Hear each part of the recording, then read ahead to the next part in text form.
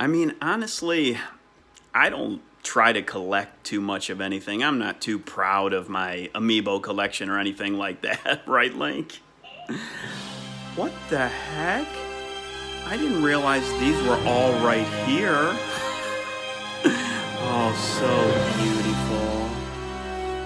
Now, the crazy thing is, I actually took a couple of my amiibo off the shelf, which my wife calls them my doll collection. But we all know that they're plastic, imaginary, micro, muscular action figure collections. So what we're going to do is I am going to do a little play session, and you guys are going to try to take a hypothesis or a guess which character is going to come in next. Let me destroy you. Oh, no, you're not to hurt me. Me have a fireball. Oh, I'm a Mario. You like my blue, beautiful overalls and my see-through fireball. Punch! Punch! Oh man, these guys are so cool. Oh, you have no friend. Me destroy you. Oh, that's it. Me are gonna call one of my best friends. Oh, buddy! Now your job is to take a wild guess. Now, it's not actually wild because it's more of an educated guess or a hypothesis as to which character is going to come in based on the information that you have, which is simply me playing with a couple toys and you seeing some of my toys in the background. So manly action figures. You're going to take a guess at which character is going to pop in to my show next. If you are the first person to guess the character, and you only get one guess per person, you're going to get a nice double extra credit, okay? Now, as many of you may have guessed, we are going to be talking about guessing.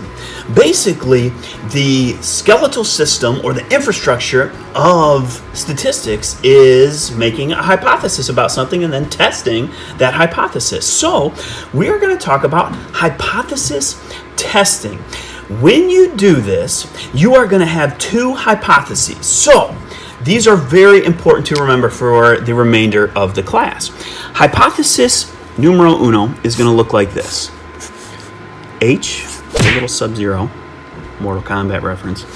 It is going to be called the Null Hypothesis.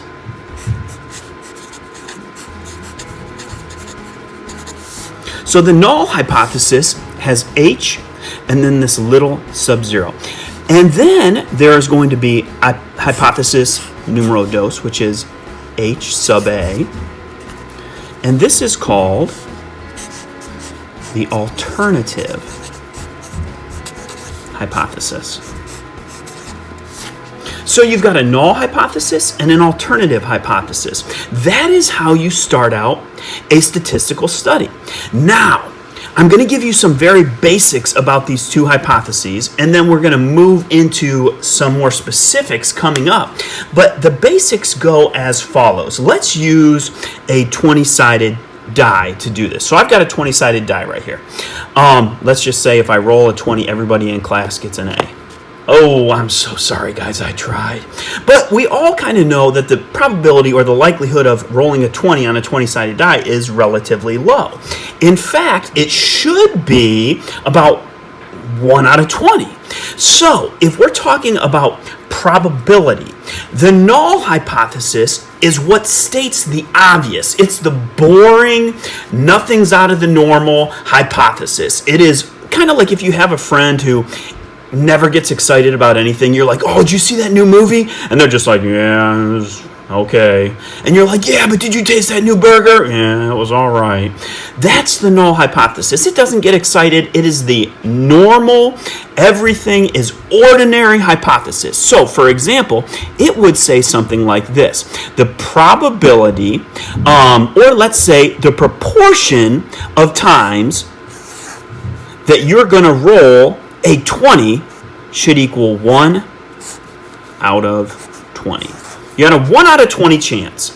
Now, let's say that I'm rolling this, right? We're playing a game, and I'm trying to beat you guys. And I say, if I roll a 20, I win. If we roll anything else, you guys win. And 3 times in a row, I roll a 20. And one of the students, Mr. Rigo, is like, hey, wait a second.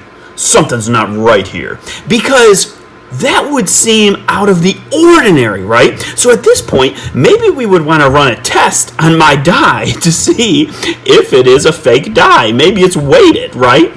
So we would have an alternative claim. The alternative says something is not normal. Something's out of the ordinary. So I might say, you know what? The proportion of times I roll a 20, I think, is greater than 1 out of 20.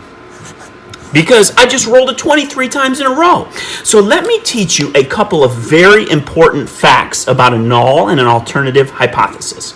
Number 1, the alternative hypothesis is always going to be your claim.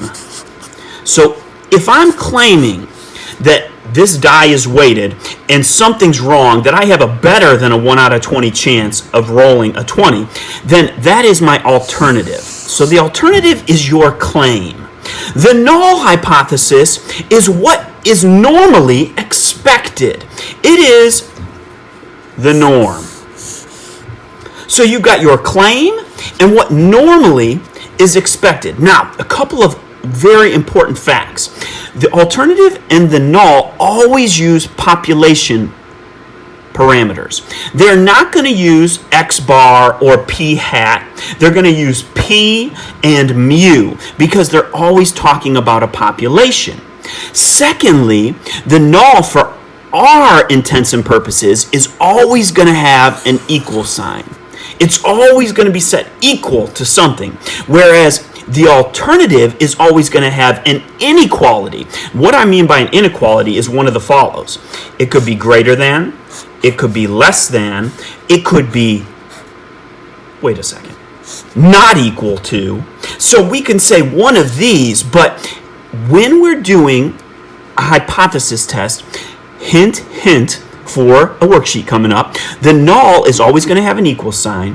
The alternative will always have an inequality, and they're always going to use the symbol for a population parameter, such as p or mu. They will not use the sample symbols.